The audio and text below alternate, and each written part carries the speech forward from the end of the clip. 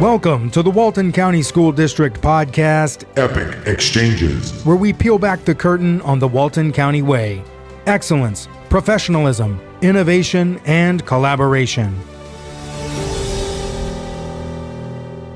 Welcome. I am Dr. Josh Bledsoe, Public Information Officer for the Walton County School District, and your host for Epic Exchanges. Today I have with me the Coordinator of Transportation, Mr. Dennis Gray. Dennis, how are you this morning? I'm doing well. How are you? I'm doing great. So I wanted to get a chance to have you in the seat and talk about all things transportation in Walton County School District, not just the yellow fleet, but the white fleet as well, as our listeners will come to learn what that is. So set the stage for us a little bit just about you and how you got where you are and your experience in education. Well, I'm currently in my 30th year of education, 27 here in Florida, 3 in North Carolina.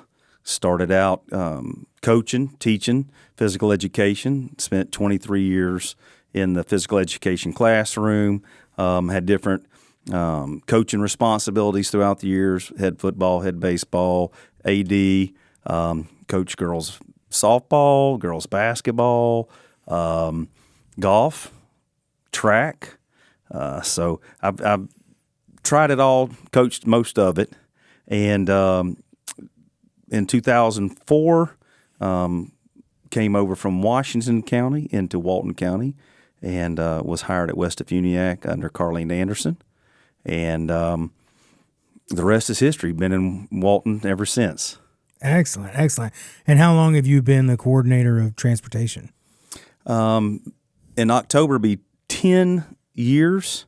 No, I apologize. In October, it'll be 9 calendar years, but it'll be my 10th school year. Gotcha. Okay. So I imagine in just that 10 years, you're probably seeing quite a bit change as far as just the technology in buses and all that kind of stuff, I imagine, right? Yeah, been a lot of changes, and very blessed to be in Walton County with the progressive thinking superintendent and school board members. We participate in a lot of the new upcoming things. We've been fortunate enough to be on some of the forefront of that. Awesome.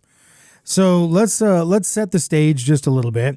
Can you kind of give the listeners or the viewers just a little bit of an idea about how many buses and how many students are being carried around across the county on a daily basis? Yeah, so we are running about 76 routes right now, carrying 5,700 kids.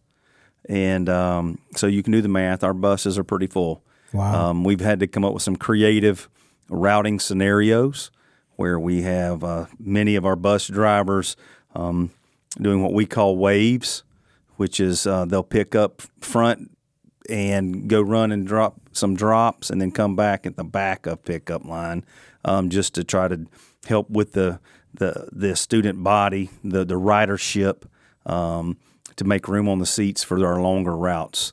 And so we have a lot of our route drivers that will come into a school, be at the front of the line, pick up kids, run them to close destinations to get some population off the bus, and then return to the school and pick up more kids. Excellent. So, I mean, one of the things I think about just when you said that about coming back into the line is, there's Walton County is geographically a really, really large area. So, is there a distance from the school you have to be that suddenly the county's not obligated to provide you transportation? It would make my life a little easier. Walton County is 65 miles tall, 35 miles wide, and it is a big place. And we do have a lot of rural routes. We do have a Walton County location that's called Bunker, that we have to leave Walton County, go into Washington County, then go into Bay County, and then come back 10 miles through Bay County and to hit Walton County. And we have kids that live in Stillfield and Bunker. So we pick up kids throughout the county. We do not have any no transportation zones. Wow. So that's, I think for our listeners, especially when you're thinking 35 miles wide and 65 miles tall, it's, you might be easily a 20, 30-minute drive from your school, especially in the northern part of the county, I imagine. Wow. Yeah, and Also, times of the year when we get our tourists here, that influx of traffic can make travel challenges. And so, but yes, you're right. There's places in Walton County that if you just was only picking up one kid, is a 30-minute drive there and 30 minutes back. But then when you add 60 kids and, the length of the routes, we have many routes that are on the road over 2 hours. So when we're talking about routes, I know one of the questions that comes through, things on social media and things like that is how is a route calculated or designed, or how do you come up with where a bus driver is going to go before they eventually wind up at one of the schools? So it's calculated. It's very logistical, and we have a software program that helps us with that. We know when we need to be at the first school, right? So we make that our last official stop on the AM run, and then we kind of start working backwards some, to accommodate the number of stops, and then we know when we need to be at our first stop to be able to make it to our last stop on time. And so it's a program that we put in. The way we receive our information is from our county MIS system, Focus. So each school has a Focus MIS clerk, and when children register, their address is put in the system.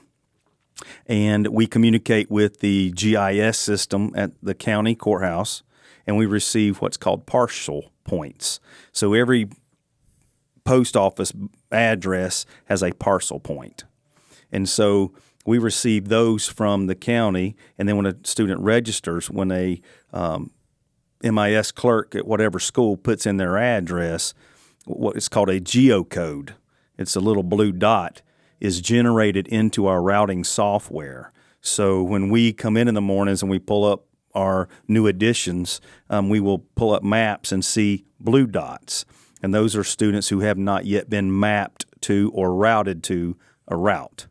And so what we do is really we connect the dots. We play connect the dots every day. And so we know what time we need to leave the yard to be at our first stop, and to know what time we got to be at our first stop at a school. And so we have those variables that we play with in between, but we got to be on school on time to get kids to the classroom on time. And so it's kind of we know where we got to be, our destination, and we just keep trying to build to it till we can get there on time and provide enough efficient service to pick up as many kids as possible. Gotcha. Yeah, I didn't even think about that you've got software nowadays and that can help route and help figure out the most efficient way to get from point A to point B. That's pretty amazing. And especially, I know we've kind of mentioned this before, but that the public doesn't necessarily always think about, you said 5,700 kids, so that's a little over half of the We have students. traditionally been 55% or over since my tenure in transportation. We have averaged 55% ridership throughout the district. So as our district has grown, so is our ridership. Wow.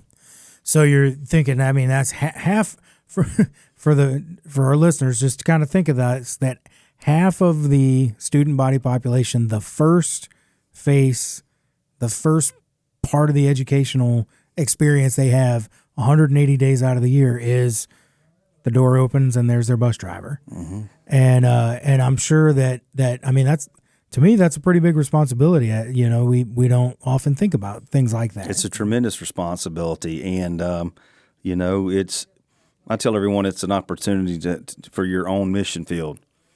You have kids that are given to you every day to let them know how important they are and let them know how much they're cared about. Absolutely. Man, that's amazing. So, just recently, we've heard about some extra safety features coming to buses, some features if you decide you're going to run along the wrong side of a bus while it's stopped. But can you just kind of talk about some of the safety features that are on buses, but then some of these things that are coming down the pipeline that are even going even a step further to help ensure student safety? So in 2018, I'd been here a little over, or right at 2 years. We went to a expanded camera system within our buses with audio, and so most of our buses have 6+ cameras in the buses with audio, and so a lot of times that provides an extra step of security. Also, it's Wi-Fi transmittable, so we can upload videos and see those. In last year, 2025, the end of 2024, we started a pilot program with 3 different stop art camera companies, and we've run a pilot with those, and it has been successful to show that there is a need in Walton County to address stop arm violation situations, just to increase the safety of the students. You know, it's a lot of the stuff out there in media is all about the money. I'm not interested in money at all. Walton County takes very good care of us. The school board and Superintendent Hughes always make sure that our people are taken care of. It's I just want people to quit running our stop signs, you know, and so that's our concern. And Superintendent Hughes has been very supportive of it. The school board's been very supportive of it. The sheriff, we've reached out to our community constituents. They're very interested in, the safety of students. So that is something that we've been looking at, and hopefully, all the steps are in place that we can move forward with that. Also, this year we spent right at $80,000 retrofitting, adding new equipment to older buses, illuminated school bus signs on the roof of the buses. Instead of just riding around with stickers on it, now they're illuminated with LED lights. The stop signs, the stop arms we call them, are also illuminated now as well with LED signs. Instead of slow blinking lights, we've replaced those with strobe flashing lights just for extra attention. So safety is at the forefront of our concerns, and we realize we're carrying precious cargo. Oh, wonderful! Yeah, I mean, I know the ultimate goal is to get them to school, but I can tell, and anybody that spends some time with you knows you're very passionate about how you get them to school. Being as safe as possible, and that's this is a long time spent on the bus, and that's great that there's all those things. I mean, I can imagine just in the 10 years you've been here doing this, that you probably went from relatively no consequence if you ran a stop arm to now there's cameras on the bus, and there's all kinds of on the bus, not just on the students, but now surrounding the bus to make sure that everybody's following the law. And that's pretty impressive, and a real testament to the mission of Superintendent Hughes and yourself to get students to school safely. It's excellent. So leaving buses for just a minute, we think transportation, we just think buses, and there's a lot of students and a lot of buses, but it's not just buses. It's legitimately transportation. And I just talk to our listeners a little bit about just the incredible amount of vehicles that float around the district that aren't buses. I think we have 140. We have 143, I believe, white fleet vehicles. 113 buses, and we have 2 centers, compounds. They're known in transportation. We have one in Funiac, one in Freeport, and we have 6 mechanics, 3 at each location, and 2 shop managers at each location that take care of the fleet. But yeah, the white fleet, it's anywhere from heavy-duty dump trucks to wreckers, heavy-duty wreckers that can haul buses, to Malibus. So we cover the spectrum. We take care of maintenance and repair, cargo vans, box trucks, everything that makes Walton County School District move, literally, we work on, even down to golf carts and baseball field drags. We work on them all.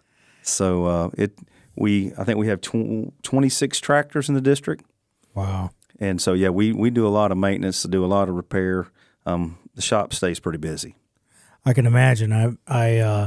You just drive around one of the transportation centers and there's just tons of vehicles in the parking lot waiting for somebody who needs them. But then there's a lot of vehicles at each school and not things I didn't even think about, tractors and golf carts and A lot of things that people got to don't. keep moving. you Yeah, know? got to keep the district moving. Wow. And so as part of that, people that work in transportation, it's not just bus drivers, there's mechanics and you guys have a whole fleet of just bodies that aren't even driving the vehicles around. Is that right? Yeah, I think I have right at 120 people that work in my department. So Wow. it's a pretty big department. Yeah. And it's a pretty impressive thing to come by the shop too, especially, I don't know if, you probably don't want a bunch of visitors rolling by, but it's impressive to see a bus, 15 feet in the air, 8 feet in the air or whatever, getting ready to be worked on. And, I'm like, man, it's pretty state-of-the-art stuff and really, really cool. So let's say that you are listening to this and you're like, I could drive a bus.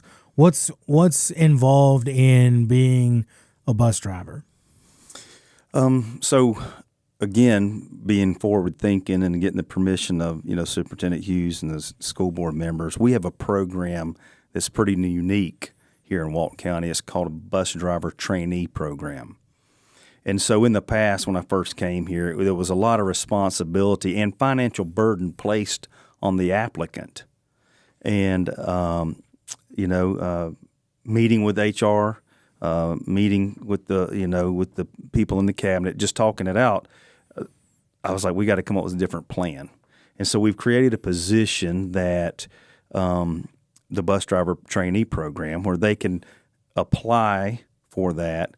And then, we have to do a background, of course, on that. Once their DMV report clears, and then they are scheduled to interview with me. And then we interview, find out their desire, their purpose, their plan. Then they are submitted to HR for approval for the various, the background screening and those kind of things. And then they're hired as a trainee. And then we place them in our training program, and we literally walk them through every step of the training, plus cover their physical, plus cover the things that they have to become a bus driver, and they're also getting paid while they're in training. So that's really helped us alleviate some of the burden of getting new people in, because they would come and we was like, well, it's going to cost you, almost $300, and they don't come to apply with us with money in their pockets, right? So we've created that program, and we've allowed people to come into us and help them along the way, plus getting paychecks. They get exposure to what a bus driver situation is. So it's been a great program all around. Excellent. So if you don't have a CDL, don't worry about it. Correct. Go ahead and come on, and we'll help you get through that process. What does the actual kind of let's say you're done with the trainee program and you're given your own route. What does that day look like for a bus driver? In terms of how many hours they're going to be driving, and what does a typical thing look like? It's a split shift, so it's not ideal for everyone, but it's ideal for a lot of people. Especially parents who want to be off with their children.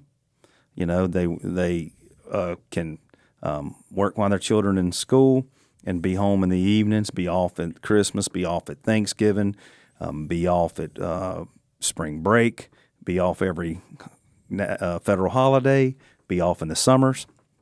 So it's ideal for those individuals. It's also good for retired people, that are looking. They don't want full days, but they want to work and still contribute and make impact in the community.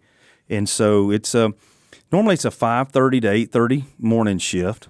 There's some exceptions to that. You got to be there a little earlier, maybe a little later, based on the route assignment. And then you report around 1:30 in the afternoon, and normally you're home by 5:30.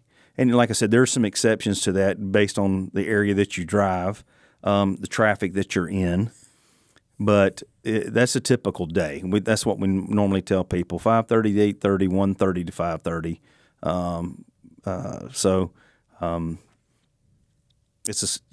It works for some. Yeah. You mentioned traffic.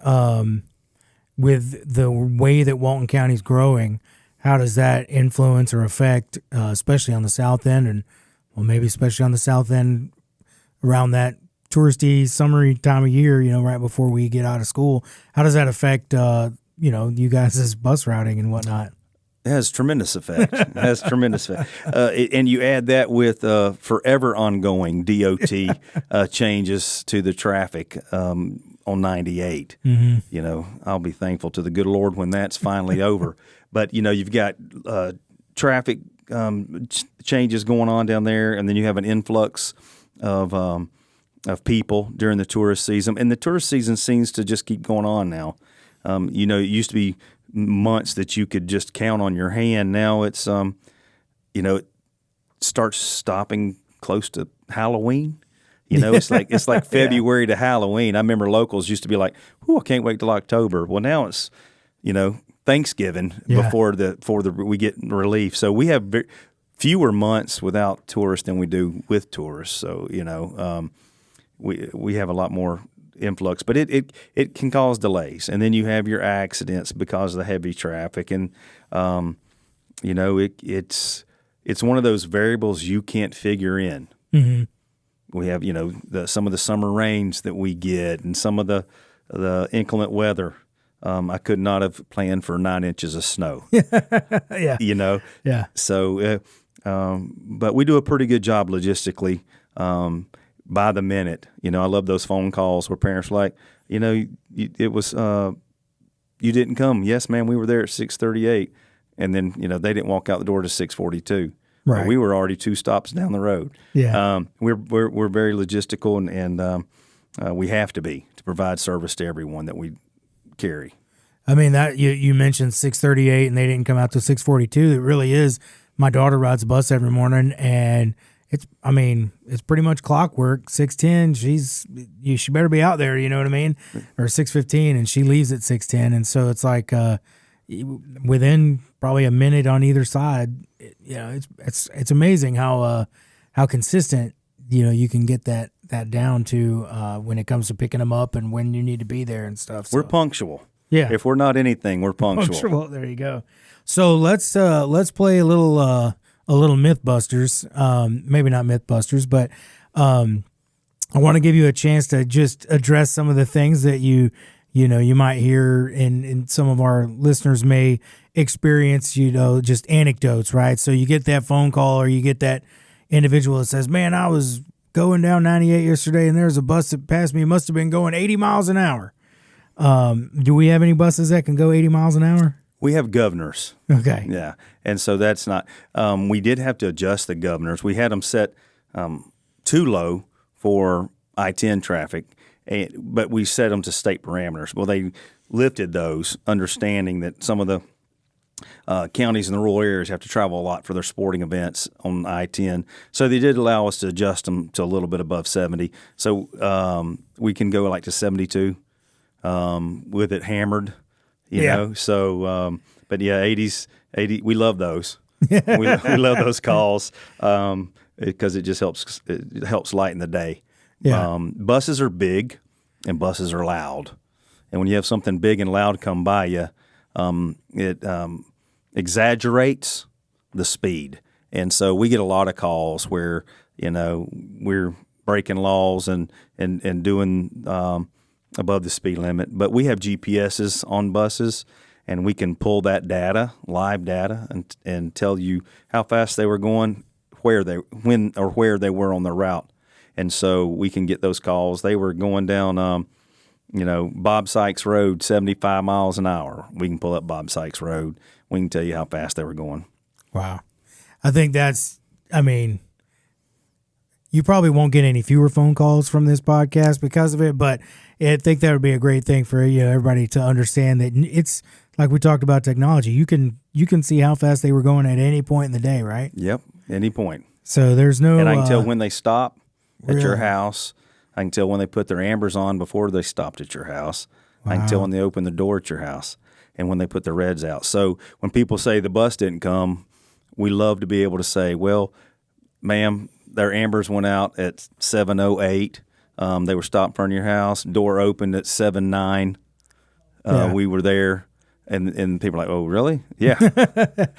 Well, that was going to be my next one. Was going to be, man, we were waiting at the bus stop, and the bus driver went right by us, and you can look it up and see. No, there was nobody there, or we did stop and nobody came out, or What happens most of the time with that is you're right. They say we go by, but we can prove if we stopped or didn't stop. And we're human. There's the human factor. Sometimes we have a sub on a bus, and maybe they did miss a stop, and we own up to those. We'll say you're right. We went right by your house, and we apologize. We'll try to get somebody to come back by there. But a lot of times it's bus assignment. Mm-hmm. Same buses may traverse the same roads. yeah, And so a lot of times it may be a elementary bus goes by, but they're really assigned to the middle school bus, and we get panic phone calls from that as well. yeah, that makes sense. You got multiple buses traveling the same roads, and yeah, that makes sense. And I know, I think probably one of the things that we get a lot in education, but especially even in transportation, is that people forget that genuinely, nobody's buying a Corvette or a Ferrari driving a bus. So they're doing it because they genuinely care about getting children where they need to go safely, making sure that they are able to get the education that they deserve and get there in one piece and whatnot. And it's it can be easy to overlook that, but genuinely you've got a great crew of people. Absolutely. We've got people who care. They call them my children. I have not met a bus driver yet talking with them that at some point in the conversation, my children doesn't come up. Wow. Yeah, they take their kids very serious, and they get to know them, build relationships with them. And we do have we're very blessed here in Walton County. We have a great group of bus drivers, committed bus drivers that, do the best they can. A lot of these people were with me when we got down into the 50s, and still having to haul right there after COVID. We lost 16 bus drivers during that time. We lost 2 that passed away, and it was rebuilding time. And the responsibility and the the burden, I should say, placed on the ones who stayed with me. They stayed with and kept driving, and it's been a progress of rebuilding. In 2016, we had 104 drivers. We were running elementary only routes, middle school only routes, and high school only routes. Wow. And times have changed. Yeah. Times have changed. And so it's a rebuilding process. That's our goal, is to get back to being able to offer, more personalized service for our children. I mean, every bus driver, my staff included, our kids went through Walton schools. And, we care about the kids of Walton County. Excellent. So let's say, we'll kind of wrap it up here. If somebody wants to investigate being a bus driver, joining our team, we got a great crew, could always use more. What's the next step that they would do if they're interested in becoming a bus driver? I'd keep a lookout on the website for driver training positions opening and make application. They're always welcome to call our office at 850-892-1100, extension 1660. That'll be my secretary, and she's glad to walk people through it. Another thing I want to share with people that I forgot to mention earlier, if you don't mind, was some of the other stuff that we've added to the buses. We have tablets, turn-by-turn tablets on our bus too, that helps ease the burden of the old days of trying to follow a paper route sheet and trying to drive. Now we have the technology on the buses, so the routes that are built in our routing software actually are downloaded into the tablets. And so as a bus driver or a sub-bus driver gets on the bus, they sign into a particular route, and that route comes up on the tablet. So they have that with them. Also, we have the student scanning that students are able to utilize, and parents. It's a complimentary feature from the school district, from Mr. Hughes and the school board, that they can sign up to Here Comes the Bus and monitor where their kids are on, when they're getting off, it's a very nice feature for the families that use it. They get dependent upon it, but they can reach out to our office, and we'll be glad to walk them through the process. Just make sure they keep their eye on the postings on our website and just make application. When they make application, it comes through the software. We pull it up just about every day, look at the applicants, and then we'll reach out to them and invite them on in. Excellent. Well, you heard it here first, folks. If you're interested in becoming a bus driver, there's a lot of great benefits to it. You can go to walton.k12.fl.us/employment and just keep an eye out there and apply online, and hopefully we'll see some of these folks on the road. Well, Dennis, thank you so much for sitting down with us. I appreciate it. Do you have any last sentiments you want to give our listeners? It was a pleasure to be here, and we just want to thank the community for your support. Walton County is a wonderful place to be, and we thank you for all that you do for us and showing your support for our district. Excellent. All right. We will see you guys next time on Epic Exchanges.